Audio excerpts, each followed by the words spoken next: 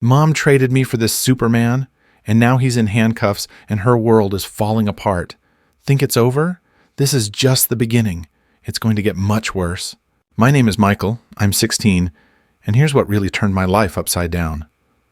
One day, a new character appeared in our house, Kevin. He's about 35, 5 years younger than my mom, and works as some kind of consultant. Let's just say,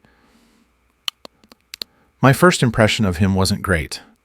At first, he acted like a gallant gentleman, as if he'd just stepped out of some cheesy romantic movie. But after a while, his smile started looking forced, like it was just a mask hiding something disgusting beneath. He was the kind of guy who made you want to turn off the lights and leave the room the moment he walked in. My mom, Sarah, of course, was blinded by his charm. She looked at him like he was some kind of superhero, as if she'd found him in the bargain section of a supermarket. Naturally, within a couple of weeks, I realized that I had nothing in common with this guy. I just didn't fit into their new perfect picture of family happiness. Then one day, we were sitting at dinner. Everything would have seemed normal if Mom hadn't dropped a bombshell that knocked me off my feet. The situation was this. We were eating, and she suddenly, like it was no big deal, says, "Michael, you're a grown man now. It's time to think about your life. You have 2 months to move out." Can you imagine? 2 months. As if I had everything figured out, with plans in place, and the only thing missing was for my mom, the person who'd always been there for me, to suddenly tell me to find my own destiny. It was like a cold shower. I stared at her in complete shock. Like, seriously? My mom, who had always supported me, was suddenly giving me an ultimatum, as if I were some tenant behind on rent. Kevin, by the way, was just sitting there eating his potatoes, acting like everything was normal. Well, of course, why wouldn't he? To him, I'd always been a third wheel in this perfect picture. I didn't know what to say. I wanted to argue, but inside I felt empty. All I could manage was a simple, "Okay, Mom." I got up and went to my room, where it hit me. I had to pull myself together and figure out how to survive, because from that moment on, I was essentially homeless. My world was falling apart, and honestly, I was on the edge. The next 2 months of my life felt like a slow-motion horror film, where the main character, me, is slowly sinking into a swamp of crap. Honestly, everything was so messed up that I couldn't even tell if it was reality or some hellish nightmare. The house that had once been my refuge had become a stage for psychological torture, with Kevin, that wannabe superhero, as the main villain. And my mom? Well, she had turned into a robot, programmed to ignore me and love Kevin. Lovely, right? Mom revolved around him like a satellite around the sun. Her life was now all about one person, Kevin. And at first, he started with little things, not wanting to piss me off too much right away. "Michael, could you turn the music down? Or maybe you should focus on your career instead of going out at night." "Yeah, sure, because obviously at 16 I should already be the CEO of some startup instead of listening to music.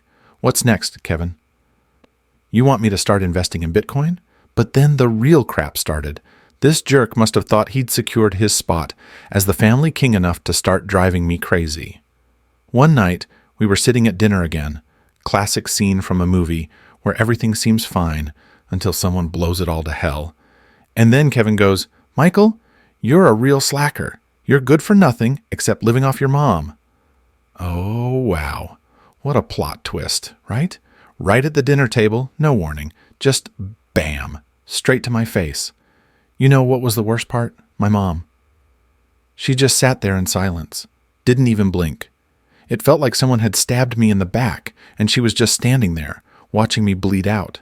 What the hell, Mom? Seriously? Then came the final blow. One evening I was sitting at the table again, just trying to choke down another overly salted meal, and Kevin says the words that sealed his title as the biggest jerk of the year. He goes, "Michael, leave and don't come back. You're ruining our life." Our life? Are you serious? Since when did it become their life and not my family? I looked at my mom, and what did she do? Nothing. not a word in my defense. She just sat there like this was how things were supposed to be. That was the moment I realized it was over. Well, fine then. I got up, went to my room, and packed my things. The whole process felt like I was on autopilot. Part of me was screaming with rage, while the other part just couldn't believe this was really happening. I stuffed some clothes into a backpack, grabbed my phone and charger, and walked out into the night without looking back. I had no plan, no money, but plenty of bitterness and hatred toward the two traitors who'd betrayed me. You know what's funny? I didn't even want to go back. The years after my grand exodus from the family nest turned into a hellish marathon of survival. I was thrown into a world where everything sucked, but no one gave you a manual. Like, hey, Michael, go ahead, you're a grown man now.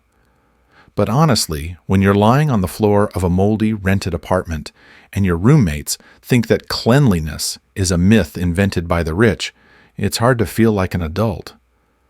I was just surviving as best I could. Cheap apartments where cockroaches marched in parades, crappy jobs like loading boxes or delivering packages. Money? Just enough to not starve and buy a little booze to keep from losing my mind. Friends? Ha! Where were they when I was really neck-deep in crap? Definitely not around. No one wanted to deal with me after I left home. And honestly, who could blame them? If my own mother decided Kevin was more important, my friends couldn't care less. I was essentially alone. A complete loser, broke, with a life full of nothing but garbage. But you know what was really messed up? At some point, I started doubting if I'd ever get out of this mess. Time was passing, and I had nothing to hold on to. Life was throwing me from one crappy job to another, and honestly, it felt like I was just running in circles. Some days I'd lie in my rotten little room thinking, maybe I really am the useless piece of trash Kevin said I was. But then, something shifted. Don't expect a Hollywood-style epiphany where I suddenly found the meaning of life. No. It was more like realizing that when life kicks you down, you either hit back or just die. I started building up a kind of poison. The kind that comes when everyone betrays you and you've put up with too much injustice. I started hating my mom and their perfect Kevin. That feeling just kept growing, and it was what helped me push forward despite all the crap around me. By the time I turned 21, I finally landed a decent job. Oh, it wasn't anything fancy, but at least it was stable. I was basically some kind of office drone, doing routine tasks for a salary that let me stop living in cockroach-infested hell. It wasn't the height of my dreams, but at least I could afford a somewhat normal life. I was starting to get back on my feet, slowly but surely, but one feeling never left me: hatred. That damn hatred for my mom and her perfect Kevin. You know what was the worst part? I couldn't just forget about them. I stalked them on social media like some creepy stalker. And here's the picture. They bought a new house, huge, with a pool and a damn perfect garden. They traveled all over the world, posting pictures from beautiful beaches. And sometimes I'd see them at parties, champagne glasses in hand, looking all happy. And the worst part? They had kids. Guess they'd been waiting for me to disappear to create their perfect little family idol without me. That really turned me inside out. Every time I saw their happy faces, I wanted to destroy everything. My life was a total mess, and theirs was perfect. But you know what? That's when I realized one thing. I wasn't going to let this slide. No, man. I was going to come back, and I was going to destroy their damn lives just like they destroyed mine. 5 long years, 5 damn years of waiting, preparing, and saving every cent to make my grand return. And finally, the moment came when I was ready. No, it wasn't some spur-of-the-moment thing like, oh, I'm so mad, I'm going to break everything. Nope, it was all carefully planned. If I was going to tear their lives apart, it had to be done beautifully and, most importantly, flawlessly. As they say, revenge is a dish best served cold. Well, in my case, ice cold, like Kevin's heart. Day 1. I started with the simplest but most effective move, an anonymous letter. I printed it on the computer, no fingerprints, you know, the whole deal. The letter didn't have any direct accusations, no. I just hinted to my mom that her beloved Kevin might not be as faithful as she thought. I wrote something like, "Are you sure he's not living a double life?" Yeah, it sounds like a tabloid headline, but I knew my mom inside and out. Her mind was a storm of paranoia. A tiny spark was enough to make her start tearing her hair out with jealousy. So I knew it would work, and just as I wanted, Mom would start digging. I could picture her reading that letter. I bet she almost immediately confronted Kevin with questions. And him? Oh man, I can already see him stumbling through his lies, flashing that fake, boyish charm at her. But no matter what he said, the seeds of doubt were planted. And I knew those seeds would grow, turning into a full-blown mess. A few weeks went by. I wasn't in a rush. I savored the moment, gradually watching as their perfect life began to unravel at the seams. But at some point, I wanted to see it all with my own eyes. You know, like an inspection visit. I packed my things and headed to my hometown, like some grand master of chaos, ready to witness the fruits of my labor. And there I was, pulling up to their house. Damn, it wasn't just a house, it was a palace. Huge, with fountains and windows that screamed, "We're ridiculously rich." A damn paradise on earth, built on money that should have been partly mine. My mom had always dreamed of a place like this, something from her endless fantasies about a perfect life. She'd always wanted everything to be glamorous and expensive. Well, now she had it. And there I was, standing outside, looking at all this splendor, and something inside me boiled. Not just anger, but a burning sense of justice. I didn't just want revenge.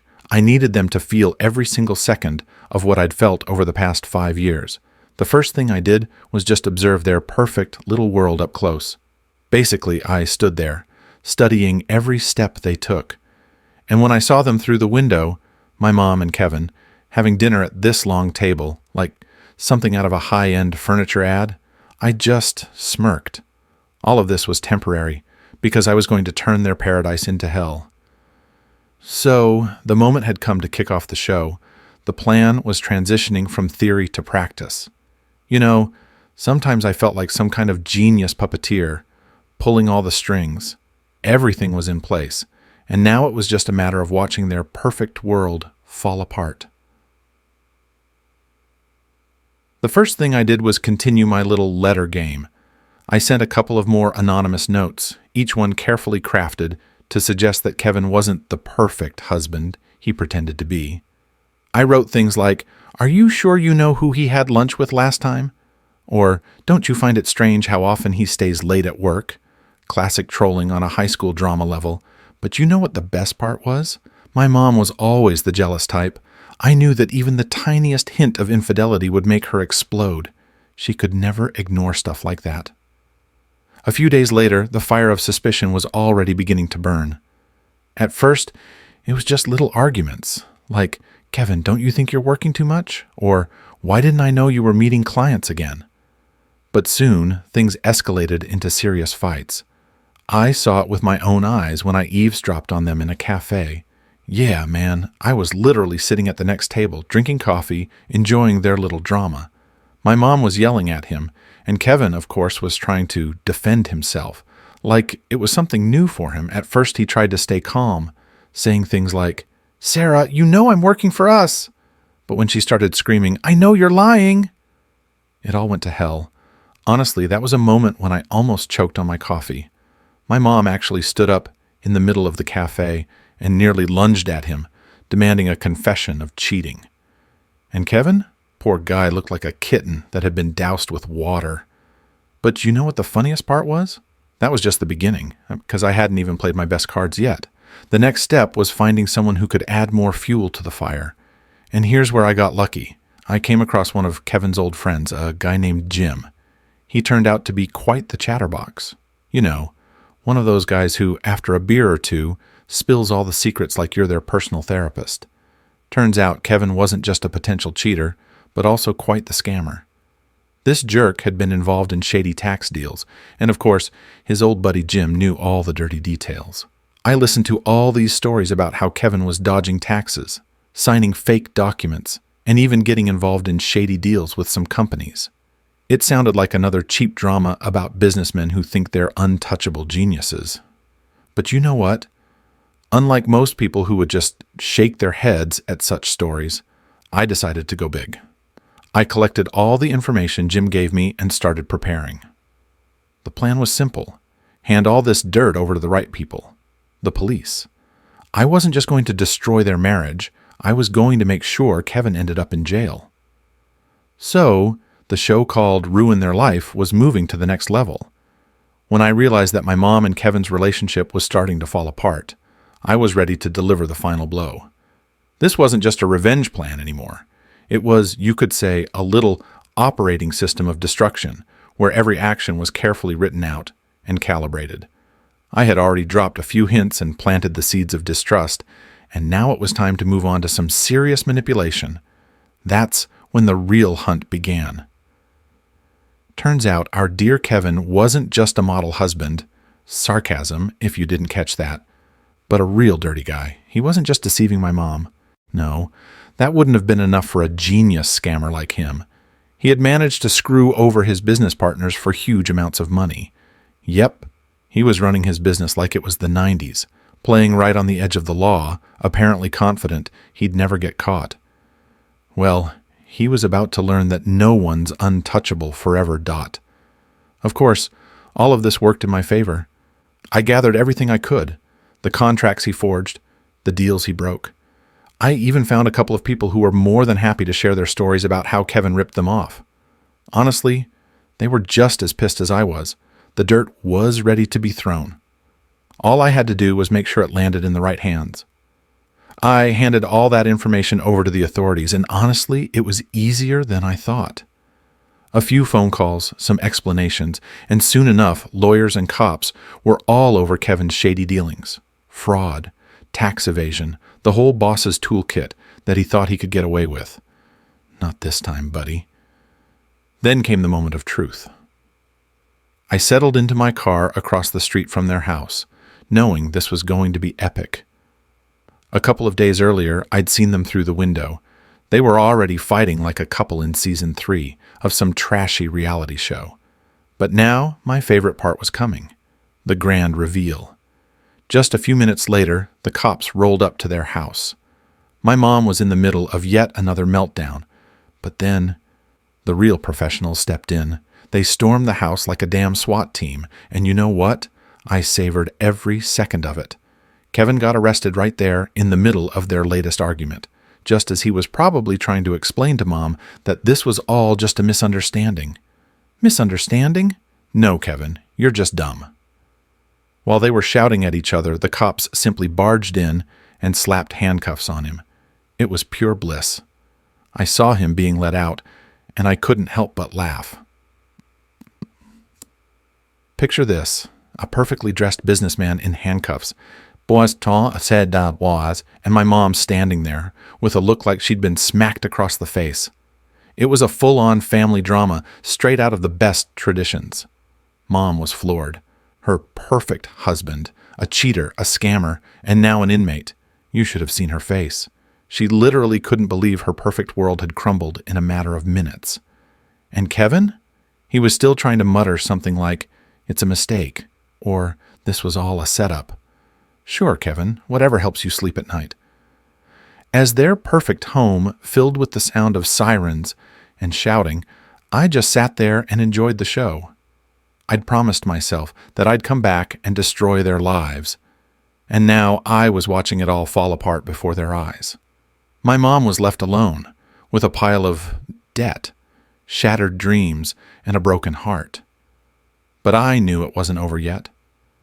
Look, exposing Kevin and getting him arrested in handcuffs was epic, sure. But I wanted more. I wanted my mom to know the truth. I wanted her to stand before me, realizing that for all these years, she'd bet on the wrong horse. And that horse had just galloped straight into prison. As they say, revenge isn't just a dish. It's a whole damn feast, and I was about to serve dessert. So there I stood at her house, that big fancy palace they built on the ruins of my life. Now, it looked more like an abandoned castle, empty and wrecked, just like her stupid dreams. I rang the doorbell, and when it opened, there was my mom. Only now she didn't look like the smug woman who kicked me out 5 years ago. No, she was just a shadow of herself, pale, red-eyed from crying. And you know what? I didn't feel a shred of pity. She froze when she saw me at the door. Oh, I could almost hear her thoughts. What the hell are you doing here? But she didn't say a word. She just stood there staring, like she'd seen a ghost. And that's when my moment finally arrived. So, Mom, how's life treating you now? I started with a smirk, staring straight into her eyes. You threw me out for him, and now, where's your Kevin?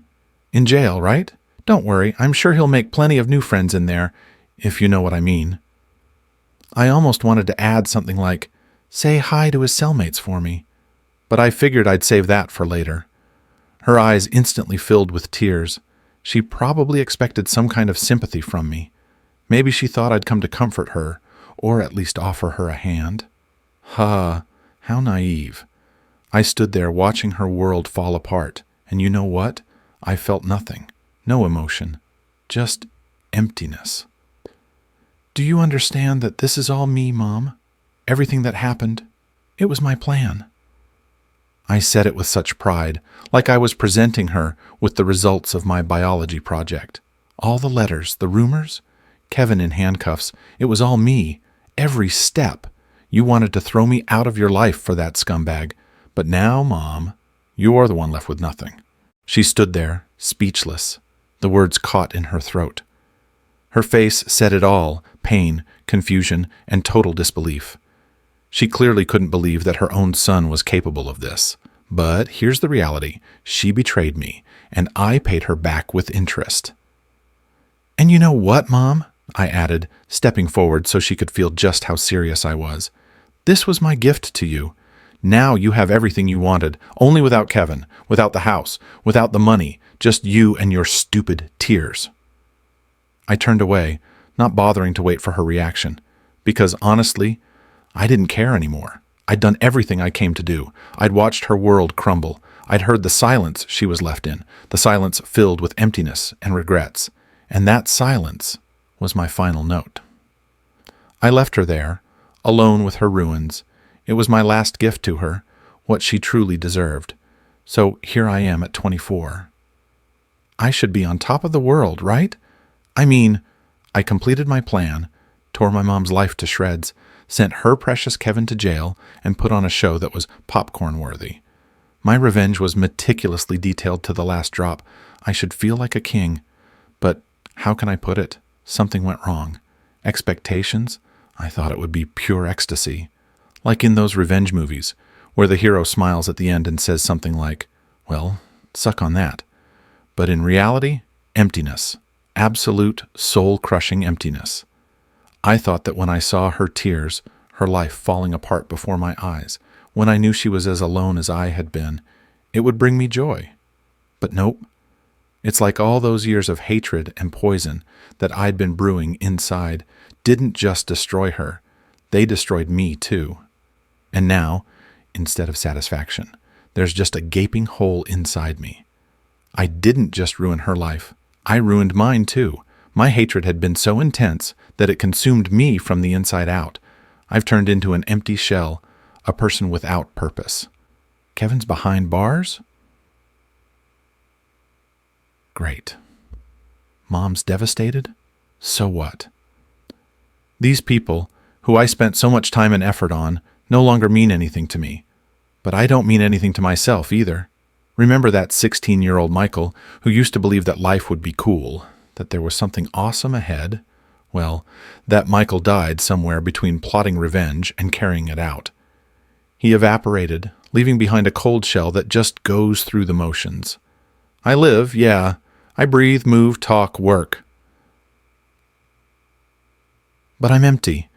Now I get it. Revenge isn't victory, it's a trap. You think that once you get revenge, you'll be happy. But the truth is, when you spend years consumed by hatred, you lose not just the people you hate, but yourself too. That hatred turned me into a stranger to myself.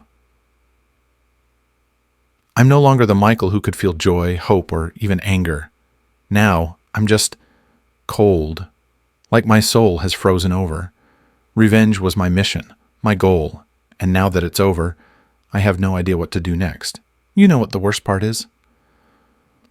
I can't even go back. I destroyed not only them, but everything that connected me to a normal life. No family, no friends, no dreams, just me and my emptiness. At 24, I've become the thing I hated most, a person without a soul. And now the question is, was the revenge worth the price I paid?